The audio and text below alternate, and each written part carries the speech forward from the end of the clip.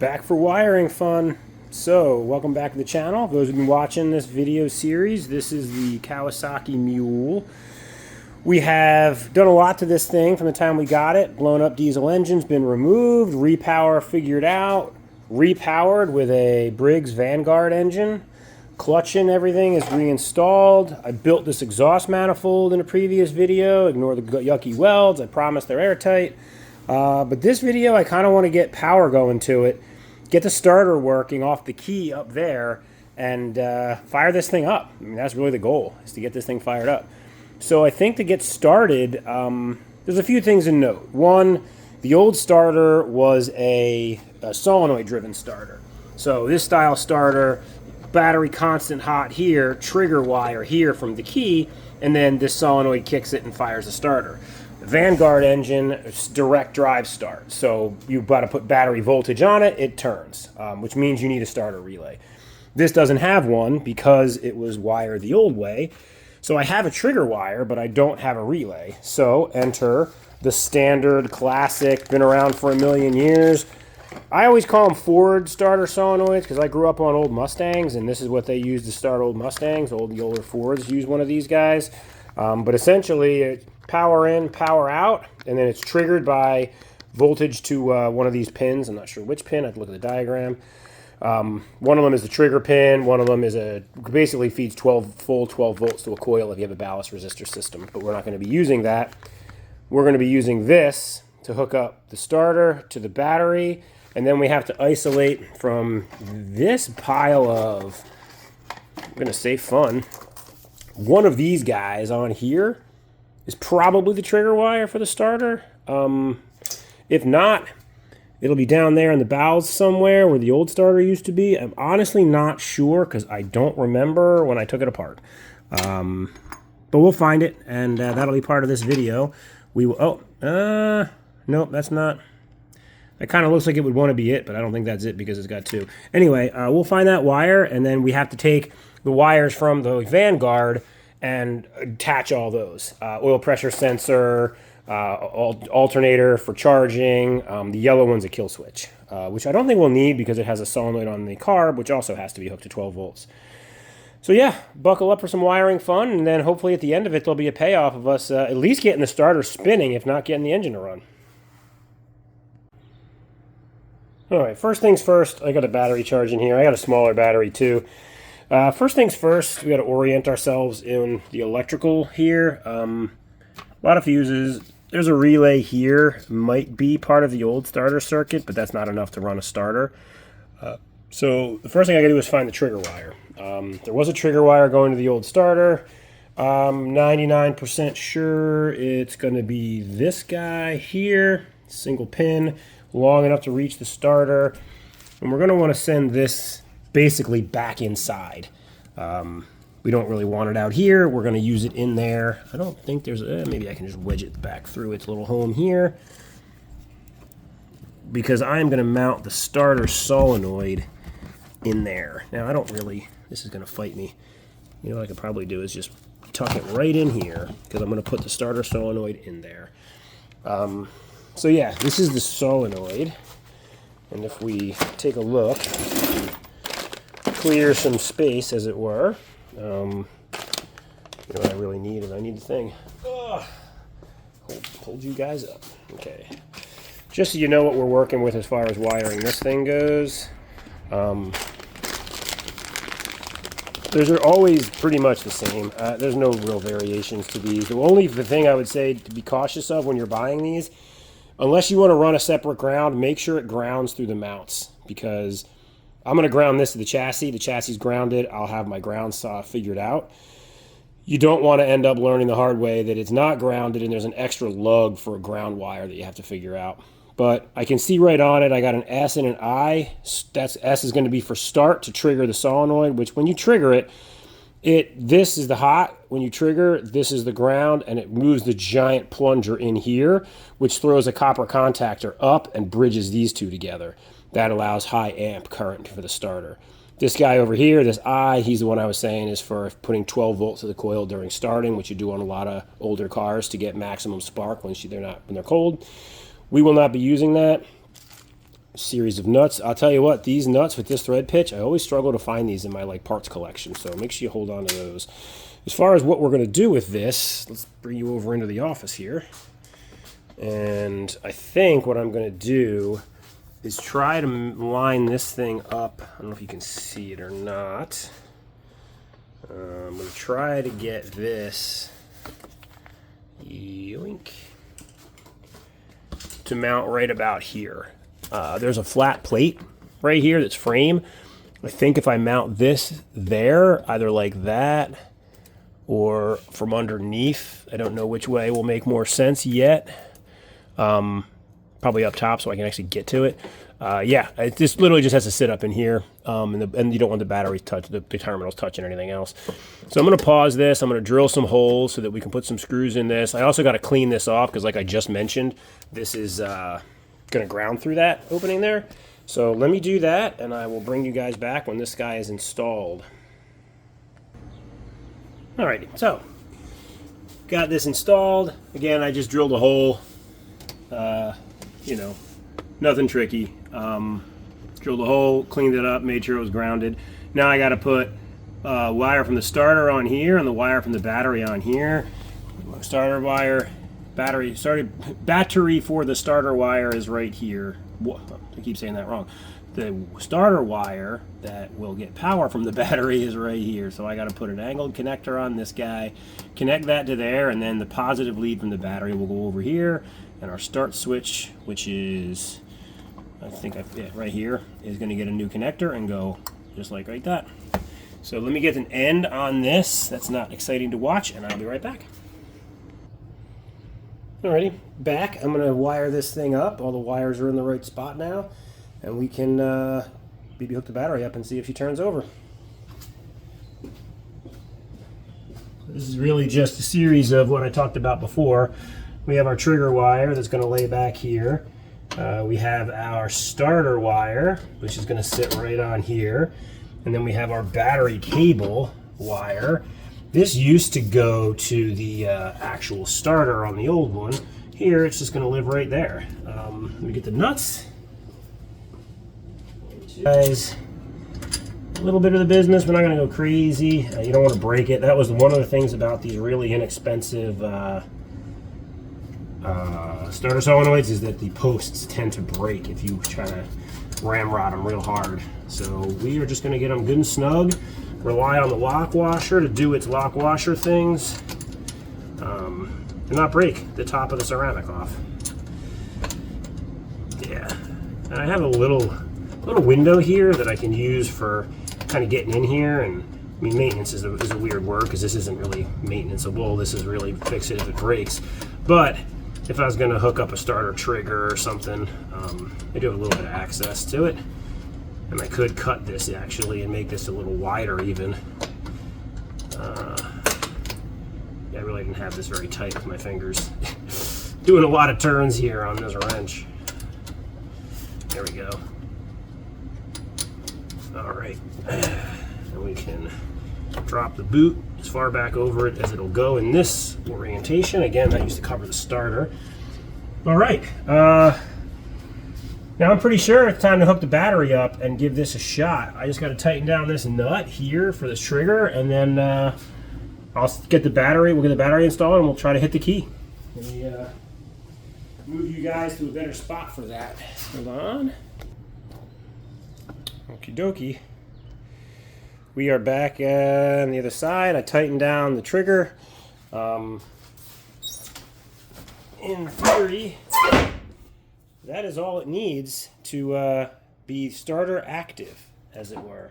So we down here, I don't know if you guys can see, we got to get the battery installed. Got a big old connector here, smaller connector here. We got a lot of spare room on this positive side now because I didn't have to run that all the way down to the big positive wire all the way down to the starter. So we are going to try to finagle this guy into place. And again, this is not for keeps.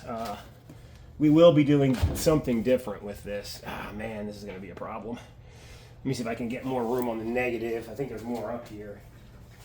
Yeah, there it is. big old negative cable. I'm going to put a top post in on this. This isn't going to stay funky side post. This is just the best battery that I have right now. So in an effort to, you know, put our best foot forward, so to speak, let's run the good battery. Still struggling to get it to fit enough to do this. Let's see here. Oh, there's a little tiny ground wire up there holding me up. Oh, it's in the main harness too, so I can't even like wiggle it down. I might be able to pull it this way a bit. There we go. Again, just trying to test here. Really could use a side post battery, as you can see by my struggles.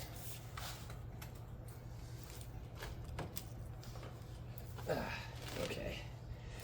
Do we love it like this? Absolutely not. Will it work? Uh-huh. So let's do a spark test and see if we have anything crazy about to happen. Okay. It's past the spark test, so I'm going to hook this cable up. Wow, that's really loose. Probably going to need to tighten this a bit to do much with it. If it's not one thing, it's another, folks. Let's, maybe I can just put some vice grips on it for now, so, because I'm not going to be using this type of terminal battery. I don't want to, like, ramrod this thing completely down and then have to undo all that. We're just going to get it on there good enough. I could probably do this with jumper cables, but a little further.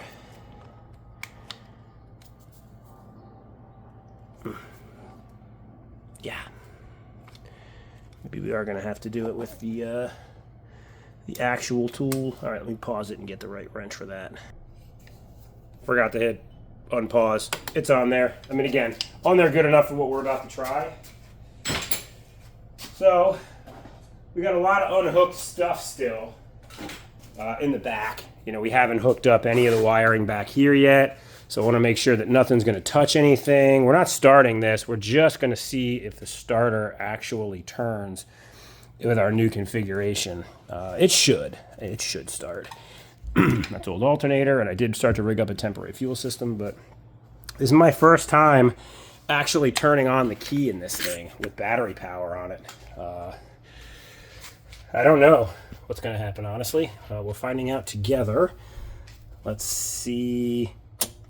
Oh, I got light on the dash for glow plugs, which we'll have to disable. We don't need that anymore. And I got a big light there that lit up.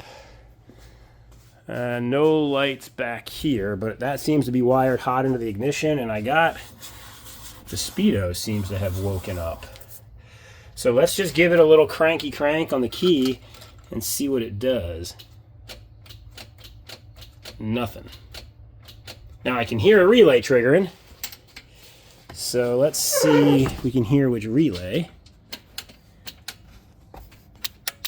Okay, it's this Bosch relay here is what's triggering.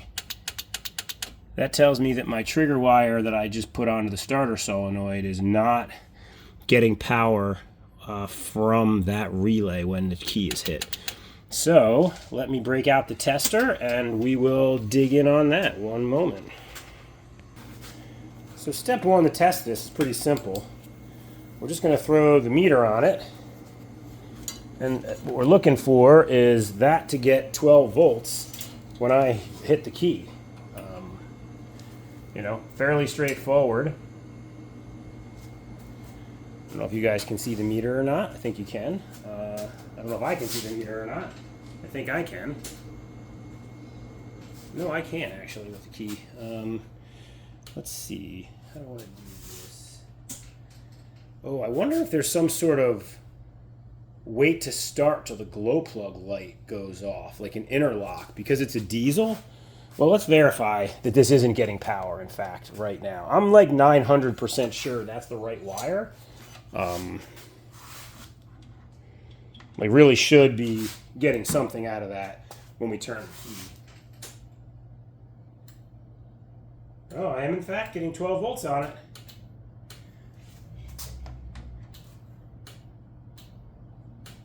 So now we have to start troubleshooting the brand new starter solenoid.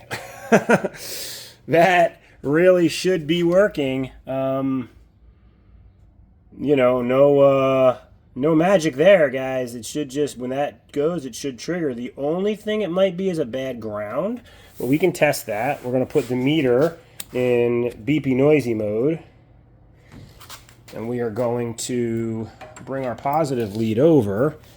And if you look now, the positive lead is still hooked to ground, or the ground lead is still hooked to ground. Let's see, I don't have a good ground anymore. Let's get this on something that is a good ground.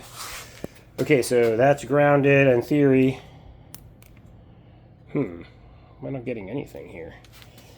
I'm getting nothing. Okay, the meter's doing its thing.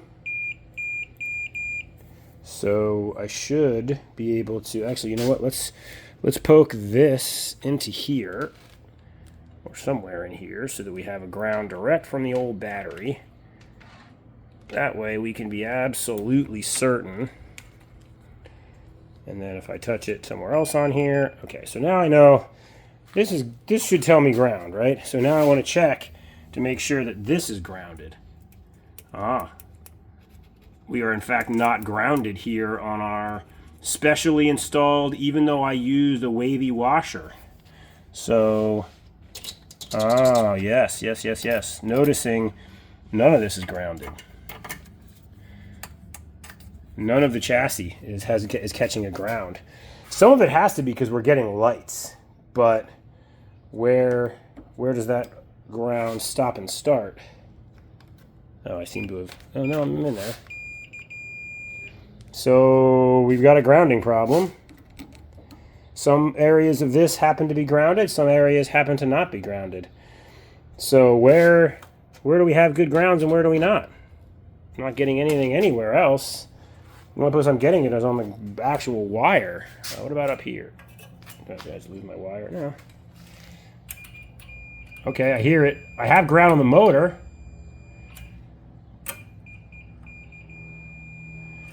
So my next question is, because I've attached the main ground to the motor, does that mean I'm not passing ground to the rest of the chassis?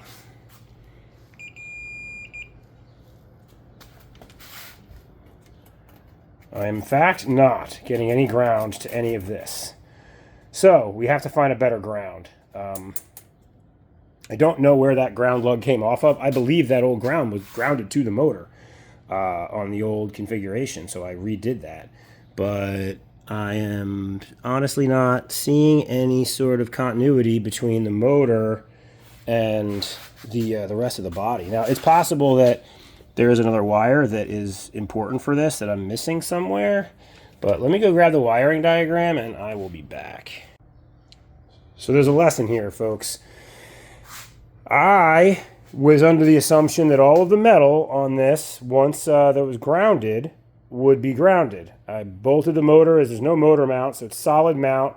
I put the ground on the motor because I feel like that's where I need the best ground to make sure that I'm going to have, you know, starting, it's going to start well. Just assumed all this piping, everything was grounded. Turns out it's not all grounded. This chassis of like the doors and this windshield, that didn't come on this originally. It was originally this bar, and it had a roll cage like that ran around the front like this. But a lot of this stuff, and I'm not even sure it was shaped like this, to be honest with you. Yeah, because it connects up there. This whole assembly didn't come on this thing. So it's got mounting bolts. Those mounting bolts apparently don't carry a ground to all of its pieces. So the tray that I mounted my little solenoid onto back here does not have a good ground. And I can't get a good ground on it. Like, this is a plastic panel. This is the one behind it is like, it's this guy back here. It's like foam. There's a metal backer to it, but it's not solid. So in the beginning of this video, I mentioned make sure you get a solenoid that you can ground with its own tabs instead of having to run a ground wire. Well, being the idiot that I am and not testing for ground there first, I had to run that ground wire, just as if I bought one that didn't have it. The reason I'm not moving it is because the only place I can find a ground is over here, and the starter wire that I made is too short. I'm not redoing all that stuff just to save me a cheapo ground wire, so I put the cheapo ground wire on it. So we are at the point now where if I go and I test for bippity beep, it's turned off on us. Put it back on beepy beepy. You know, we got ground there. I took a little bit of paint off of this because the seat was wearing it. You can hear it. And then when I come in here, I got ground when I touch these bolts now. So this has ground. In theory, that's all we need to get this thing to light the starter off. We will find out. I didn't test it like ahead of time. I know a lot of these YouTubers, I feel like sometimes you watch the video and they're like, let's see if it works. But they already know that it works. They've already done it off camera. I'll always say if I'm doing that, I'm not doing that here. I've not turned the key like this at all. I have no idea what this is going to do. We are absolutely going to find out together because I think that's kind of the fun of watching this. Now, it's entirely possible I'm going to look like an ass again because it's not going to work. But let's see. Yeah, see? It still doesn't work. Oh, I wonder, did I hook the wire back up for the trigger? No, I didn't. Okay, so, you know, again, as stated before, everybody, this is what happens. Yeah, here's my trigger wire. You know, it's live TV, but it's not quite live. I am going to put that trigger wire on. You don't need to wait for that. I'll be right back. All right, trigger wire is now on. I knew that was probably the problem as soon as I hit the key because I didn't get a click out of that relay that I was getting before. So, key on. And we got nothing. Lost all lights. But I did hear the starter try to go. So, my guess is that's a battery cable issue. So, let's tighten these up. Alright, try again. Oh, yeah, folks. Let me do that while you guys are watching over here. Alright. So that's a huge victory. I think in order to start this now, all I need to do is provide switched ground or switch hot to this. This is a fuel shutoff that kills the fuel to the carb. I have to put power on that when the key comes on, and I have to put, well, I don't have to, but this should be the generator or the alternator charge wire. We'll need that too. But I think I'm going to hook this up to 12 volts. And let's put some fuel on it and let's see what happens. So I'm going to hook those things up and I'll be right back. Okie dokie. I got 12 volt line hooked up to the fuel solenoid. I put gas in my little fuel bottle feeder here. That's the coolant expansion tank from this thing that we used to need when we had coolant.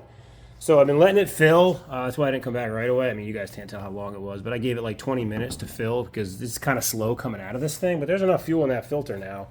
Let's give it a shot and see what it will do. I guess I'll let you guys watch the engine just in case it starts. Let's see. I got the choke on. Yes. Let's give it a shot.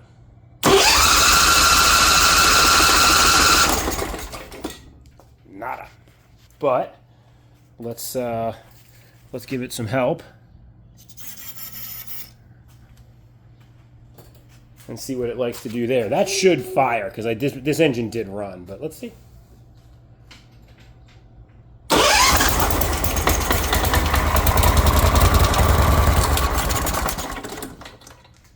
Huh. I don't know about you guys, but what I just saw there is a lot of air getting pushed into this. Something tells me I've got the fuel lines on backwards, which could absolutely be the case. I don't always know what I'm doing. Let me go check the pump diagram, and I will be right back. All right, I did have it hooked up backwards, at least according to the diagram I just looked at. So we're gonna rechoke it. We're going to run it on the starter again and see if she fires, because there's not a lot of other stuff to it at this point, folks. Wow.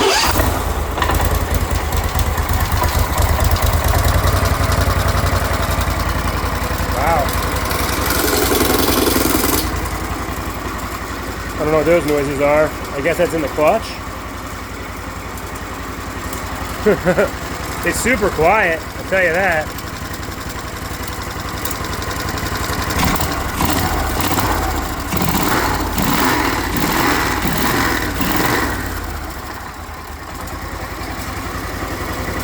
Alright, something's smoking.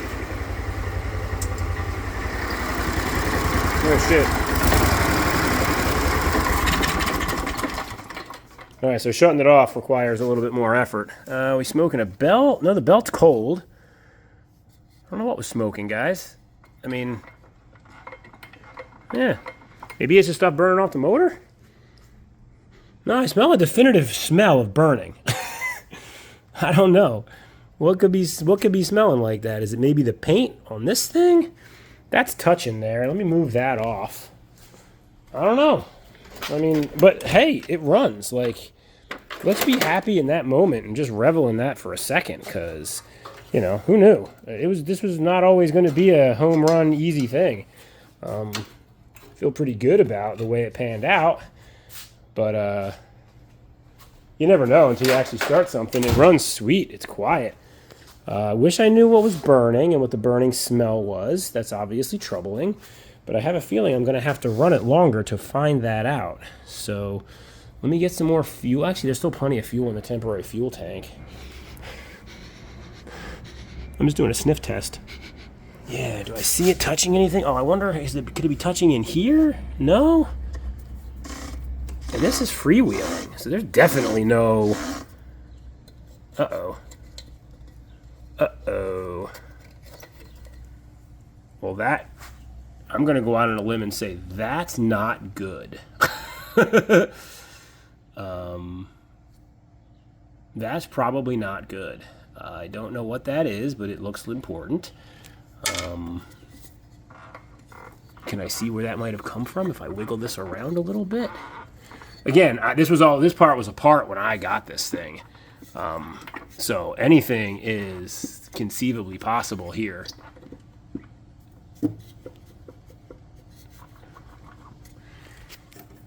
Yeah, I'd imagine, because this thing actually, the way this works is when you romp it up, this should pull in and grab the drive gear, and then tighten the belt, because it's like it's ramped in here. So as you accelerate the motor, this should come in and actually tighten up this, which tightens up the belt. I don't know. Doesn't smell like anything, but I'm pretty sure that's from out here. I mean, we can definitely tell. Well, we're gonna have to see. I mean,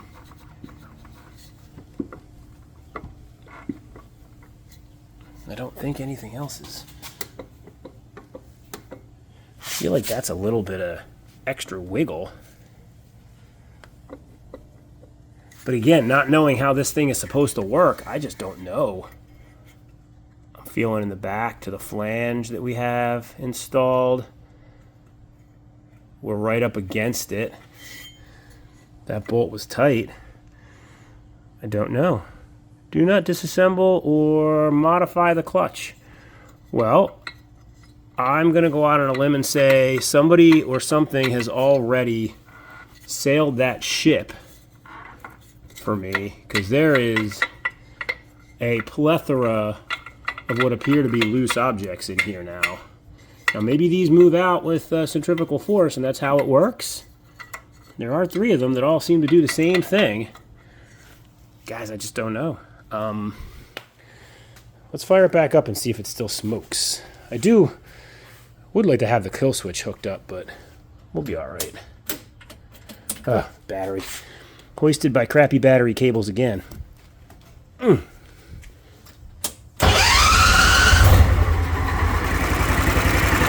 runs good.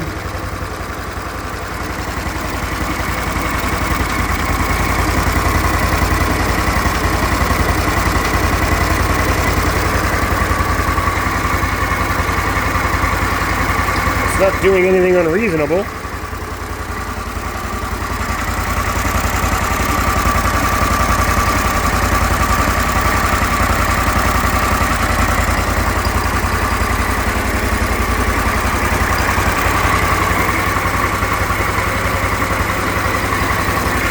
What happens if we kick it into gear? I mean, we are off the ground, Nothing's connected. Brakes are free.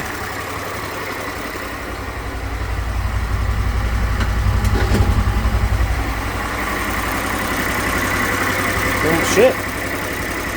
You know, it's open diff. I wonder if I can lock the rear.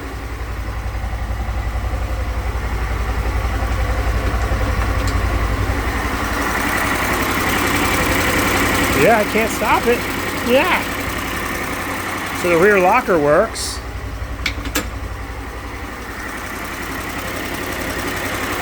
Now we're back to open diff. Let's go into neutral. We're in neutral. Let's try reverse.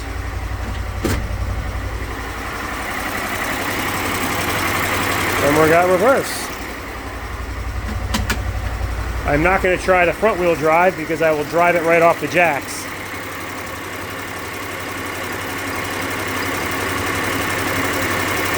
So I guess the question is, what was that smell? And will this clutch now slip? I don't know. We're using very little fuel. Man, it's quiet.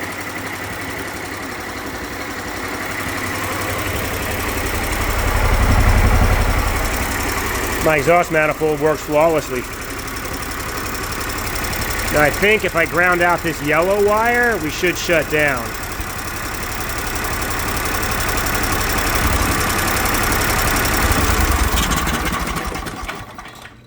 Yeah, that's our kill switch. Okay, so we know that works. All right, well, success. I am gonna probably bag this video here. It runs, it moves, well, it kind of moves, it goes into gears. We found some mystery parts in the clutch that are disturbing. I don't know what that's going to mean long term, but I think the next up video is going to be getting the fuel system installed the right way so that I'm not running off of a bottle tank. Get the clutch cover. Well, maybe I'll leave the clutch cover off until we're a little more sure about what's going on down there. Because there's like a whole air filter contraption that goes on this that I have to install too. Get the shocks in, get her back on the ground. I think getting it ready for its first drive will be the next video, guys. So that's it for now. I'm going to say, you know, as always, subscribe, man. I'd really appreciate it. Trying to grow the channel out. Not trying to make $1 million. I got a day job. Just would like to be able to monetize cooler projects to bring up for you guys to watch, because I like working on stuff, and hopefully we get to the point where you guys like watching it. But anyway, thanks for watching, and I'll be back soon.